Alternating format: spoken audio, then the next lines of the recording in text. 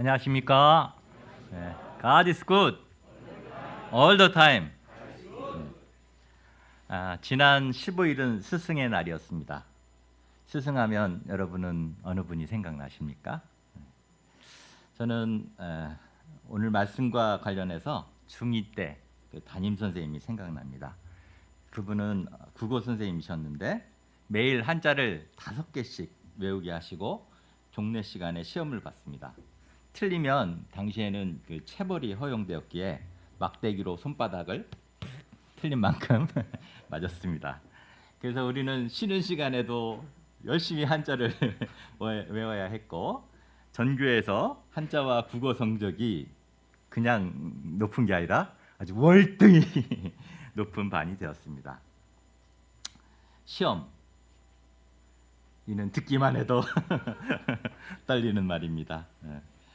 그런데 오늘 메시지 제목이 무엇입니까? 내가 시험하리라. 떨리십니까?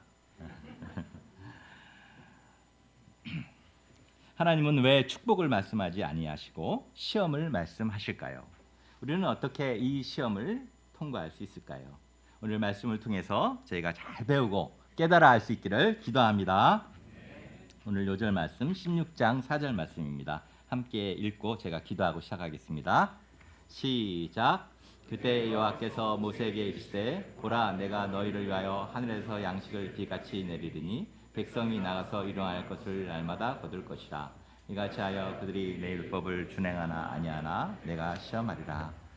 사랑과 은혜가 충만하신 하나님 아버지 감사합니다. 귀한 이렇게 주일을 허락하여 주시고 주님께 나와서 정말 기쁨으로 예배 드리게 하셔서 감사합니다. 이 시간을 축복되게 하시고 복 주시옵소서.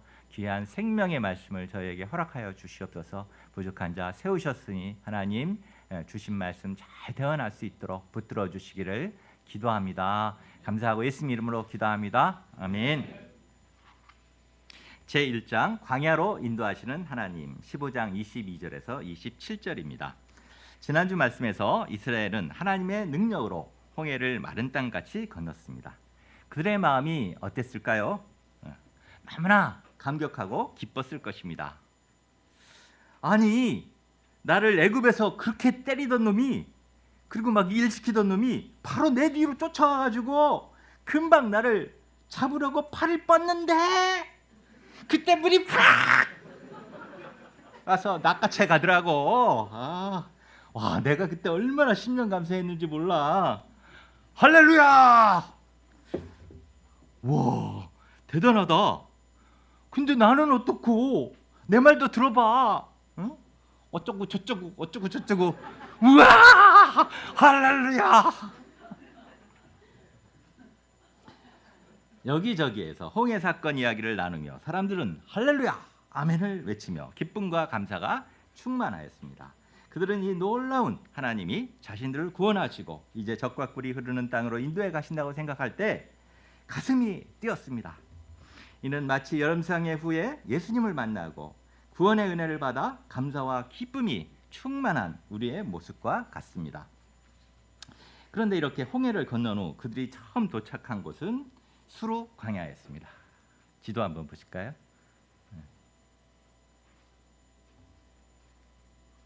네, 저기가 이제 저희가 여기가 홍해죠. 저쪽이 저 위에서 건너는지 아래에서 건너는지 약간 애매한데 건너서 건넌 곳이 바로 저기 수루 광야입니다. 그들은 광야길을 걸어가며 덥고 목이 탔습니다. 그러나 은혜가 충만했기에 하루쯤은 그냥 걸어갈 수 있었습니다. 그런데 이틀이 되었는데도 물이 보이지 않자 조금씩 술렁이기 시작하였습니다. 그런데 사흘이 되어도 물이 보이지 않자 그들은 폭발 지경이 되었습니다. 그런데 어느 지점에 이르자 어떤 사람이 외쳤습니다. 야 물이다 물! 사람들은 모두 기쁨으로 달려가 그야말로 물을 드링킹 하였습니다. 그런데 사람들이 갑자기 으악 하며 물을 토하고 목을 부여잡았습니다. 물이 왜 이렇게 써? 마실 수가 없어. 그들이 옆에 팻말을 보니 그곳 지명이 마라라고 쓰여 있었습니다. 그런데 그 앞에 누군가 빨간 글씨로 작게 써놓았습니다. 빨간 글씨 마시지. 네. 그걸 못 본 거예요.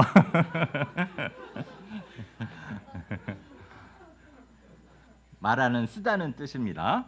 거기 지명처럼 정말 그 건물은 너무 써서 마실 수가 없었습니다. 그들은 쓴맛으로 찌푸려진 인상을 더욱 꾸겨가며 죽일 듯이 모세를 바라보고 원망하였습니다. 출애굽 후 사흘 만에 그들의 찬송은 원망으로 바뀐 것입니다. 그렇다면 하나님은 왜 구원받은 그들을 적과 꿀이 흐르는 땅으로 인도하지 않으시고 광야로 이끄신 것입니까? 마음과 인격, 믿음의 준비가 안 된 사람에게 가장 큰 독이 무엇일까요? 그것은 형통과 성공입니다. 준비가 안 된 자에게 임하는 축복은 축복이 아니라 독이요 저주가 됩니다. 우리는 주위에서 젊은 나이에 노력 없이 성공한 자들이 말로가 결국 비참해지는 것을 자주 목격합니다. 이처럼 하나님은 이스라엘을 내 백성이라고 하셨지만 이스라엘은 지금 노예에서 갓 벗어나 전혀 하나님의 백성으로서의 내면성과 믿음이 준비되어 있지 않았습니다. 그들은 하나님이 어떤 분이신지, 하나님께 어떻게 나가야 되는지, 하나님을 믿는 자는 어떻게 살아야 하는지 기초가 없었습니다. 그냥 은혜 받고 나오긴 나왔는데 그 내면은 변함없는 노예 상태 그대로였습니다. 이런 그들이 바로 가나안에 들어가게 된다면 어떻게 되겠습니까? 하나님의 백성으로 살아갈 수 있을까요? 그들이 훈련을 받고 들어갔어도 축복을 받자 타락하게 되었는데 그냥 들어갔다면 안 봐도 비디오 아니겠습니까? 치고받고 싸우고 우상 숭배하고 난리 났겠죠. 그죠? 그러하기에 하나님은 광야로 먼저 인도하시고 그들로 하나님 백성답게 빚고자 하신 것입니다. 그런데 좋은 데도 많은데 왜 하필 광야로 이끄실까요? 광야라는 말은 히브리어로 미드바르입니다. 미드바르는 미하고 드바르가 합쳐진 단어인데 미는 저 뒤에서부터 읽더라고요. 저 맨 뒤에 있는 저게 미인데 미는 뭐죠? 무엇이 임하는 장소. 그다음에 드바르는 따바르라는 데서 나왔는데 말씀 이런 뜻이 있다고 합니다. 즉 두 개를 합치면 말씀이 임하는 장소. 하나님의 말씀이 들리는 곳을 말합니다. 아무것도 없고 메마르고 거칠고 고통스러운 땅이 하나님의 말씀이 임하는 장소라는 것이 놀랍습니다. 그러나 아무것도 없기에 고통스럽고 거칠기에 하나님 말씀에 듣기에 최고의 교육 장소인 것입니다. 그래서 위대한 하나님의 종들은 모두 광야로 나갔습니다. 예수님이 그랬고 모세가 그랬고 엘리야가 그랬고 세례 요한이 그랬습니다.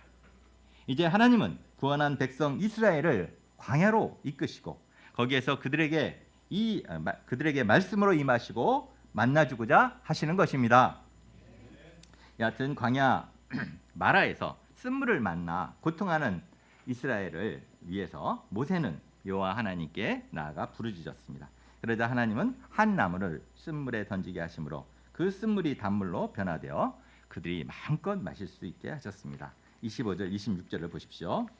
하나님은 이렇게 그들의 실제적인 문제를 도와주시고 법도와 율례를 정해 주셨습니다. 여기서 법도와 율례를 정하셨다는 것은 성문화된 율법을 주셨다는 것은 아닙니다. 단지 그들이 어떤 상황에서도 하나님의 말씀을 따라 살면 하나님께서 치료하시는 하나님, 여호와 라파의 하나님이 되어 주시겠다고 말씀해 주신 것입니다. 그들은 지금까지 애굽에서 법도와 율례 없이 살아왔습니다. 노예 백성으로서 하루하루 잘 먹고 잘 사는 것이 그들의 목표였습니다. 공사장에서는 한 대라도 매를 덜 맞는 것이 목표였습니다. 하나님은 이렇게 생존과 본능만을 쫓아 살던 노예 백성에게 하나님의 법도와 율례를 가진 하나님의 백성으로서의 비전을 심어주시고 점차적으로 하나님의 거룩한 백성으로 빚어가고자 하십니다. 27절을 보십시오. 그들이 마라에서 10km 정도 내려오자 엘림이 나타났습니다. 엘림은 물샘 12과 종려나무 70주가 있는 오아시스였습니다. 엘림에서 그들은 꿀같은 휴식을 취할 수 있었습니다. 마라는 연단의 자리였고 엘림은 회복의 자리였습니다. 하나님은 마라의 쓴물 사건을 지나가게 하신 후 곧바로 엘림의 풍요를 허락하여 주셨습니다. 이는 우리 신앙 여정의 원리이기도 합니다. 시험과 훈련 뒤에는 반드시 회복과 위로가 뒤따릅니다. 그러므로 우리가 마라를 지날 때 엘림을 기대하며 인내하는 자들이 되어야 하겠습니다. 제2장 일용할 양식을 주시는 하나님, 16장 1절로부터 30절입니다. 16장 1절을 보십시오.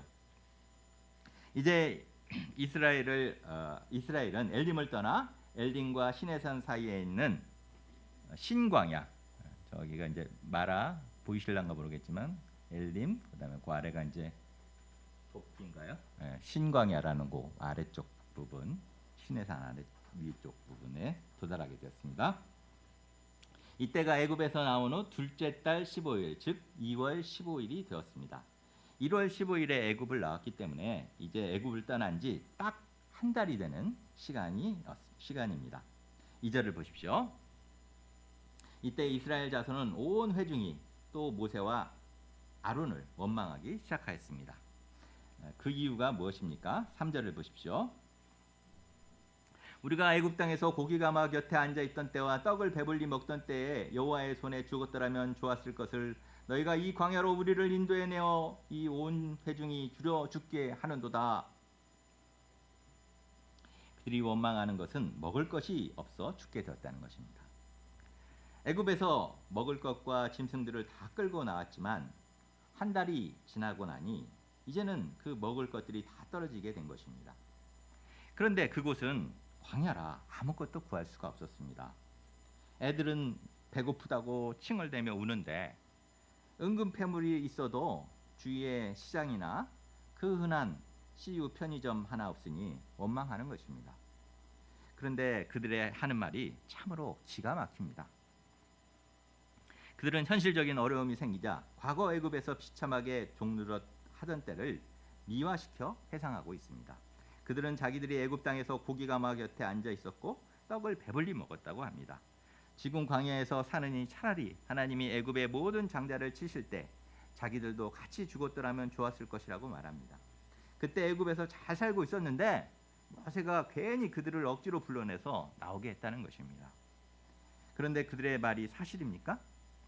그들이 고기가마 곁에 앉아서 진짜 그렇게 고기를 많이 먹을 수 있었을까요? 고기가마 옆에 왜 앉았겠습니까? 아마 애굽 사람들이 먹을 고기를 구워주느라고 이렇게 구워주면서 그 냄새를 맡고 아마 몰래 안 볼 때 한 점씩 탁 이렇게 훔쳐 먹었을 것입니다. 그러다가 걸리면 비 오는 날 먼지 나도록 얻어맞았을 것입니다. 죽지 않을 정도로 끼니를 먹고 물건처럼 짐승처럼 취급당하면서 채찍에 맞고 중노동을 했는데 무슨 떡을 그렇게 배불리 먹고 행복했단 말입니까? 출애굽기 2장 23절에서 25절을 보면 그들은 고된 노동으로 말미암아 탄식하며 부르짖었습니다. 그 부르짖는 소리가 하나님께 상달되어 하나님이 출애굽 역사를 시작하신 것입니다. 그런데 그들의 이런 원망이 여기에만 나타나는 것은 아닙니다. 이미 홍해를 건너기 시작하면서 원망하였고 마라의 쓴물에서도 원망하였고 3절, 7절, 8절, 9절, 12절 그리고 그 다음에도 계속 원망이라는 말이 나옵니다. 성경에 이렇게 많이 나왔으니 실제 삶에서는 얼마나 많이 원망하며 살았을까요? 힘든 삶을 살았으니 입만 열었다 하면 쌍시옷 욕이 튀어나오고 원망을 쏟아냈던 것 같습니다. 그런데 사실 우리도 구원의 은혜를 받고 신앙생활하지만 뜻대로 뭔가 안 풀리고 좀 힘들면 이런 식으로 원망하기를 잘하는 죄악된 노예 근성이 있습니다. 목자님 때문에 양 때문에, 부모님 때문에, 아니 자식 때문에, 친구 때문에, 회사 상사 때문에, 아니 회사 직원 때문에, 양 때문에, 아니죠. 네, 아까 또 나왔죠. 죄송합니다. 양에 대한 맺힌 게 많은가 봐요. 네, 죄송합니다. 뭐 모임 때문에, 뭐 시댁 때문에, 아니야 처가 때문에, 남편 때문에, 아니야 아내 때문에 자기가 마치 엄청난 큰 피해를 보고 지금 이 모양 이 꼴이라고 말합니다. 이스라엘을 보면 그들의 처지가 객관적으로 딱해 보이기는 합니다. 그러나 이러한 원망에 대해 성경은 무엇이라고 말하고 있습니까? 고린도전서 10장 10절은 말합니다. 저희 중에 어떤 이들이 원망하다가 멸망시키는 자에게 멸망하였나니 너희는 저희와 같이 원망하지 말라. 또 야고보서 5장 9절은 말합니다. 형제들아 서로 원망하지 말라. 그리하여야 심판을 면하리라. 보라 심판주가 문 밖에 서 계시니라. 모세는 원망하는 이스라엘에게 무엇이라 말합니까? 7절 우리가 누구이기에 너희가 우리에게 대하여 원망하느냐. 8절 너희의 원망은 우리를 향함이 아니라 여호와를 향하여 함이로다 말합니다. 우리가 누구이기에 라는 말은 우리는 단지 하나님의 심부름꾼일 뿐인데 왜 우리에게 원망하느냐는 것입니다. 모든 것은 하나님이 주신 것이라는 것입니다. 이렇게 광야로 이끄신 것도, 물이 없는 것도, 또 양식이 없는 곳으로 인도하신 것도 모두 하나님이 하신 것이라는 것입니다. 남 탓하고 원망하기 전에 우리가 기억해야 할 것은 우리에게 일어난 모든 상황을 주신 분은 바로 하나님이시라는 것입니다.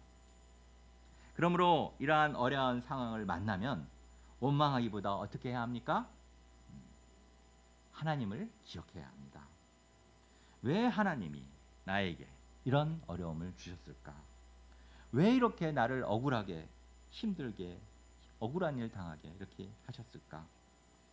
혹시 나는 손가락 하나 까딱하지 않으면서 내 잘못은 모르고 남 탓만 하고 있는 것은 아닐까? 상대방 입장에서는 전혀 생각해보지 않고 있는 것은 아닐까? 하나님께서 이를 통해서 나를 회개케 하시고 하나님께 대한 믿음을 갖게 하시는 것은 아닌가? 돌아봐야 합니다.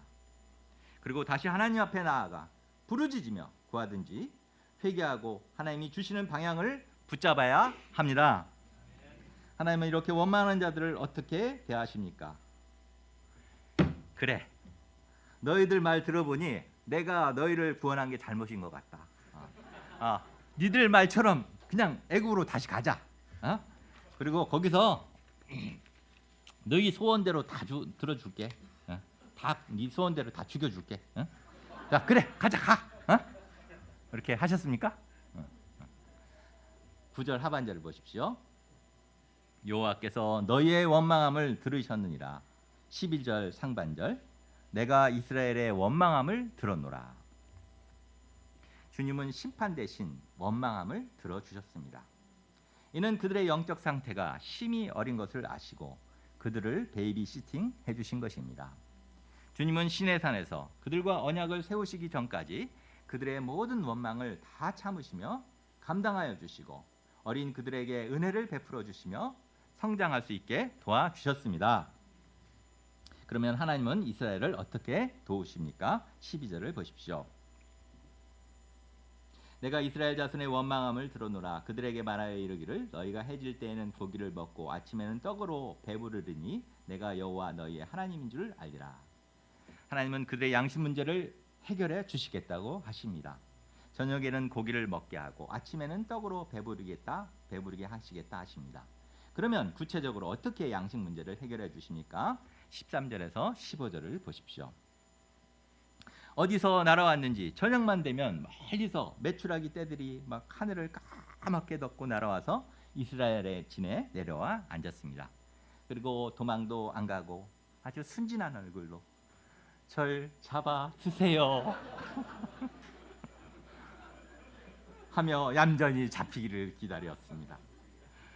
사실 메추라기는 아주 좋은 보양식입니다. 한방에 의하면 메추라기 고기는 오장육부를 바르고 뼈와 근육을 강하게 하며 추위와 더위를 이겨내는 효능이 있다고 합니다. 이는 낮에는 더위, 밤에는 추위를 겪어야 하며 또 먼 길을 걸어야 하는 이스라엘에게 기가 막힌 특식이 아닐 수가 없습니다. 또한 아침에는 이슬이 진 사면에 내렸는데 그 이슬이 마른 후에는 광야 지면에 작고 둥글며 서리 같은 것이 있었습니다. 사람들은 이 땅에서는 듣도 보도 못한 것이 하늘에서 내려오자 서로 말합니다. 이것이 무엇이냐? 히브리어로 만후라고 말했습니다. 그런데 먹어보니 아주 꿀 섞은 과자처럼 맛있었습니다. 야, 맞나? 그렇게 맞나? 그러면서 맞나? 안 맞나? 먹어봤더니 정말 만났습니다. 진짜 맞나?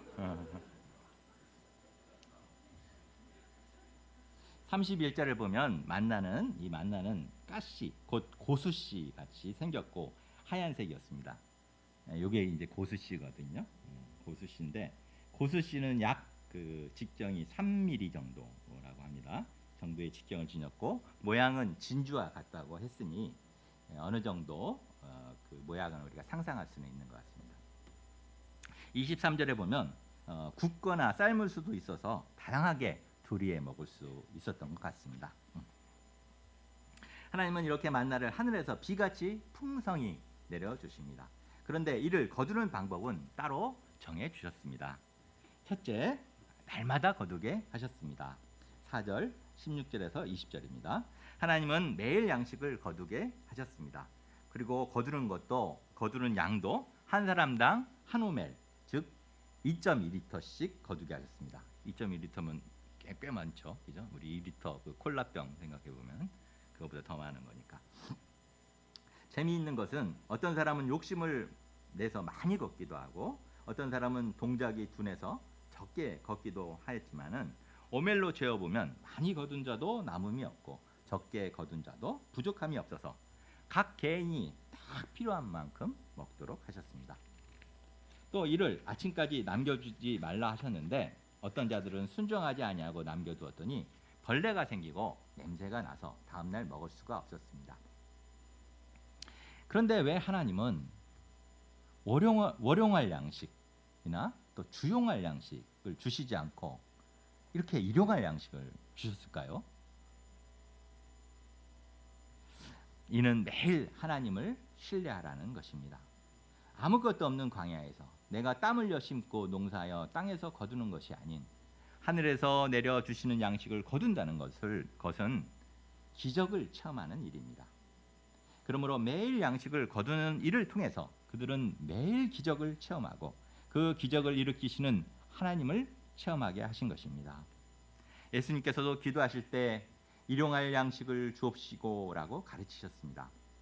하나님은 양식만을 바라보고 양식을 의존하며 살지 말고 매일 그분 말씀을 의지하고 순종하여 그분의 채우심을 체험하도록 하십니다. 둘째, 만나는 아침 일찍 거두어야 했습니다. 만나는 매일 아침 해가 뜨기 전에 내렸고 햇볕이 뜨겁게 쬐면 사라졌습니다. 그렇기 때문에 이스라엘 백성들은 매일 아침 일찍 일어나 거두어야 했습니다. 누구든 인터넷 서핑을 하다가 늦게 잠들어서 늦게 나가면 국물도 없이 싹 사라져 버렸습니다. 만나는 각 사람에게 먹을 만큼만 주심으로 남에게 구걸할 수도 없었으므로 못 거두면 하루 종일 쫄쫄 굶어야 했습니다. 우리 어머님들은 아침밥을 차려놓고 밥 먹으라고 해도 안 내려오는 자식을 위해서 밥을 남겨놓고 억지로라도 먹이려고 합니다. 그러나 하나님은 풍성한 은혜를 베풀어 주시지만은 율례를 따라 살도록 가르치십니다. 이를 통해서 그들은 규모 없이 타율적으로 살던 노예의 삶에서 자발적으로 일하는 부지런한 백성이 되게 하셨습니다. 셋째, 여섯째 날은 갑절로 거두게 하셨습니다. 하나님은 제6일에는 만나를 갑절로 거두게 하심으로 안식일을 예비하게 하셨습니다. 다른 날에는 다음 날까지 남겨두면 냄새가 나고 벌레가 생겼지만 안식일을 위해 거둔 것은 그 다음 날이 되어도 그대로였습니다. 그래서 6일째에는 2배를 거둔 것으로 구울 것은 굽고 삶을 것은 삶아서 7일째 먹게 하심으로 안식일에는 참 안식을 누리게 하셨습니다. 노예는 쉬지 못합니다. 애굽에서는 쉼이 없었습니다. 그러나 하나님은 쉼을 명령하십니다. 이는 하나님께서 6일간 창조 사역을 마치시고 7일째 되는 날을 성별하시고 쉬셨기 때문입니다. 인간도 하나님의 창조 사역의 기쁨으로 동참하여 하나님을 경배하며 안식하게 하신 것입니다. 그러므로 우리도 쉬는 것을 배워야 하겠습니다. 하루 더 일하는 사람이 풍성한 삶을 살 것 같지만 쉼 없이 달려가는 인생은 피곤하고 힘이 없습니다. 그러나 평소에 6일 동안 열심히 일하고 하루를 주 안에서 쉬는 것을 배울 때 오히려 영육간의 힘을 얻습니다. 특별히 인간은 하나님의 형상을 따라 지음받은 존재로서 하나님과의 교제가 절실합니다. 하나님과 교제가 없을 때 인간은 어디서도 참된 쉼을 얻을 수 없습니다. 또 자기 삶의 목적도 발견할 수 없습니다. 그래서 하나님은 안식일을 제정하시고 당신의 백성들이 당신 앞에 나와 안식하도록 하십니다. 이 안식일 제도는 평생 이마에 땀을 흘려가며 정신없이 일하면서 먹고 살아야 하는 인간에게 하나님이 베푸신 큰 은혜요 긍휼이십니다. 우리에게 안식일을 주시며 찬심을 살게 하시는 새로운 삶의 방식을 가르쳐 주신 하나님께 감사와 찬양을 돌려드립니다. 제3장 시험을 주시는 의미 16장 4절 31절에서 36절입니다. 이처럼 하나님은 이스라엘을 애굽의 노예 생활에서 구원해내시고 광야로 이끄시며 일용할 양식으로 훈련하셨습니다. 왜 이렇게 훈련하셨습니까?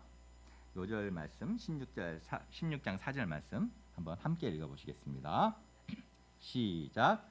그때 여호와께서 모세에게 이르시되 보라 내가 너희를 위하여 하늘에서 양식을 비같이 내리니 백성이 나가서 일용할 것을 날마다 거둘 것이라. 이같이 하여 그들이 내 율법을 준행하나 아니하나 내가 시험하리라. 시험만 없으면 학생도 할 만하다라는 말이 있습니다. 받아쓰기 시험도 스트레스가 됩니다. 그런데도 왜 시험을 보나요? 사람은 시험을 통해서 성장하기 때문입니다. 시험에 통과하기 위해서는 부단한 노력을 해야 합니다.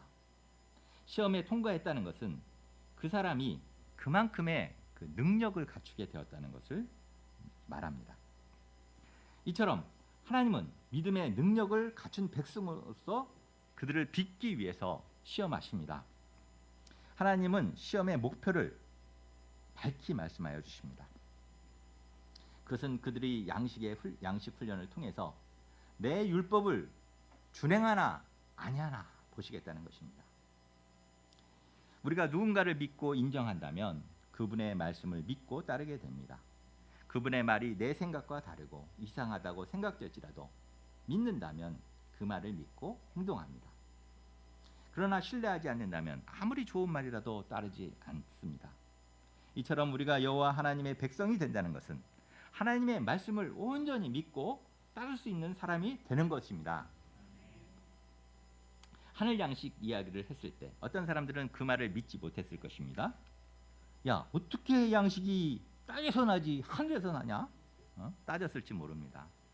또 본문에서 보면 어떤 사람은 매일 거두고 남기지 말라고 했는데 남겨두었다가 만나가 썩고 냄새가 나기도 하였습니다. 어떤 사람은 6일째 그 2배를 거두라고 했는데 에이 내일 또 내리겠지 생각하며 안식이라도 주우러 나갔다가 허탕을 치고 돌아왔습니다. 이는 그들이 얼마나 하나님의 말씀을 경홀히 여기며 믿지 못하는 백성인지를 보여줍니다. 하나님은 이런 그들을 일용할 양식으로 훈련하심으로 그들이 철저히 하나님의 말씀을 믿고 순종하도록 시험, 훈련, 즉 훈련하십니다. 그 훈련을 통해서 40년 동안이나 비가 오나 눈이 오나 그들이 말을 잘 들을 때나 배반했을 때나 변함없이 아침에 만나를 내려주셨습니다. 그들은 어제나 오늘이나 변함없으신 신실하신 하나님, 날마다 기적을 만들어내시는 하나님, 땅이 아니라 하늘에서 양식을 주시는 하나님을 체험할 수 있었습니다. 무엇보다도 아무것도 없는 광야, 굶어 죽을 수밖에 없는 땅이라도 말씀을 믿고 의지하면 보호하시고 풍성하게 채우시는 하나님을 체험할 수 있었습니다. 이를 통해서 그들은 떡을 위해서만 살고 일하는 노예의 삶이 아니라 하나님의 말씀을 믿고 의지하며 사는 하나님의 백성의 삶이 무엇인지를 알게 되었을 것입니다. 신명기 8장 3절은 말합니다. 한번 같이 읽어보시겠습니다. 시작.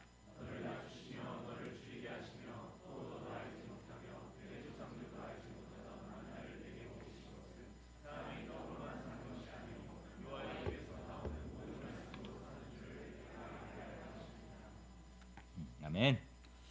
우리에게는 학업 문제, 취업 문제, 결혼 문제, 자녀 문제, 승진 문제, 인간관계 문제, 건강 문제, 장래 문제, 노후 문제, 제자 양성 문제 등 광야들이 있습니다. 이러한 가운데 우리가 광야만 바라보면 주려 죽을 것 같습니다. 광야 앞에서 우리는 때로 무기력하고 어둡고 절망감을 느낍니다. 그러나 이런 광야에 누가 계십니까? 하나님이 계십니다. 그분이 광야로 날 보내시고 씨름하시며 나를 시험하심으로 나의 믿음을 키우고자 하십니다. 광야에서 우리는 나의 필요가 땅에서 나올 거라 생각하며 길이 없다고, 가능성이 없다고 절망하고 있지는 않습니까? 그러나 하나님은 하늘에서 양식을 내려주시는 분이십니다. 신자는 하늘 은혜로 사는 자들입니다. 하나님의 백성은 하나님의 약속을 믿고 주님의 뜻을 따라 살아갈 때 세상이 어떠하든지 하나님이 채우시는 풍성한 인생의 단맛을 볼 수 있습니다. 또한 이러한 믿음의 삶만이 끝없이 일용할 양식의 문제에서 자유하게, 끝없는 이런 일용할 양식의 문제에서 자유하게 사는 길입니다. 우리의 전도부장 전마르코 목자님은 지지부진한 영업 문제로 고심하고 있었습니다. 그러나 모두 맡기고 먼저 그의 나라와 그의 의를 구하는 삶을 사셨습니다. 그런데 갑자기 우러 전쟁이 발생하면서 엄청난 주문을 받고 있습니다. 그래서 최고의 영업사원으로 뽑히시며 승승장구하고 계십니다. 몇 번 뽑히셨죠? 2번이나. 더블. 또 뽑히실지 몰라요. 단지 하나님께 맡기고 먼저 믿음으로 사셨을 뿐인데 하나님이 생각하지도 못한 그 하늘 문을 여셔서 축복하여 주셨습니다. 마르코 목자님뿐이 아닙니다. 여기에 많은 목자님들이 각자의 광야에서 하늘길을 여신 이야기를 우리는 얼마나 귀가 따갑게 들었습니까? 이제는 내가 광야 앞에서 그 주인공이 되어야 하지 않겠습니까?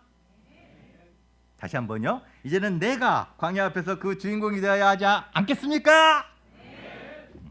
아멘. 노예의 백성과 같이 이 땅에만 얽매여 쉽게 낙담하고 원망하고 주저앉아 살 우리를 믿음으로 사는 하나님의 백성으로 빚어가심을 인해 감사합니다. 저희가 매일 주시는 말씀을 붙들고 하나님의 뜻을 따라 삶으로 실제 삶 가운데 놀라운 하나님의 기적을 체험하며 하나님의 백성으로 성장해 나갈 수 있기를 기도합니다. 32절을 보십시오.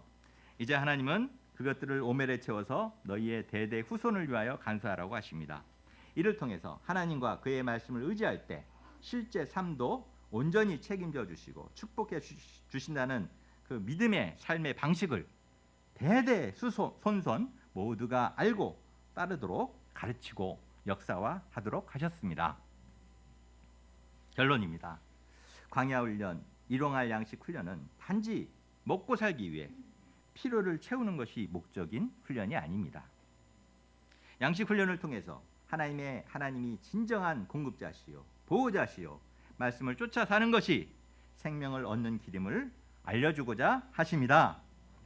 우리가 주시는 모든 인생 문제와 시험 앞에서 광야만 바라보며 원망과 낙심으로 하나님의 시험에 낙방하지 아니하고 말씀을 붙들고 그 뜻에 순종함으로 하나님의 백성의 축복을 누리며 성숙한 믿음의 사람들로 성장해 나갈 수 있기를 예수님의 이름으로 축원합니다. 네, 기도하겠습니다. 사랑과 은혜가 충만하신 하나님 아버지 감사합니다. 참 죄악된 백성을 오히려 참 사랑하시고 그들을 구원하시고 또 그들을 정말 참 광야길로 인도하심으로 이 세상의 방법이 아닌 하나님의 방법을 알게 하시고 이 하나님이 누구신지 알게 하시는 이 은혜를 인해 감사합니다. 저희들이 때로 광야에 들어서서 좀 괴롭다, 고통스럽다 외치지만은 이 광야가 하나님이 예비하신 좋은 학교임을 알고 이 학교에서 정말 주님 주시는 시험을 믿음으로 또 말씀을 붙들고 삶으로 승리하는 자들이 되도록 도와주시기를 간절히 기도합니다. 감사합니다. 예수님 이름으로 기도합니다. 아멘.